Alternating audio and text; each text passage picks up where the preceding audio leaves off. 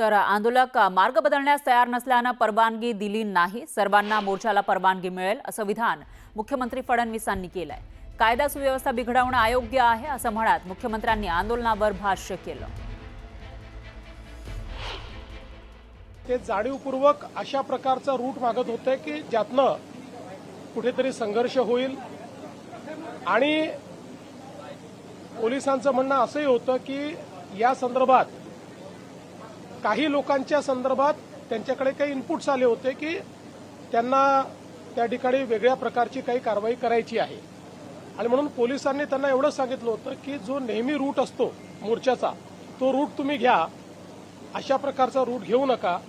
पण त्यांनी त्याला नकार दिला। त्यांनी सांगितलं आम्ही हाच रूट घेणार, दुसऱ्या रूटवर आम्ही काही जाणार नाही, म्हणून पोलिसांनी ती परवानगी नाकारली असं मला आत्ताच सीपींनी सांगितलेलं आहे।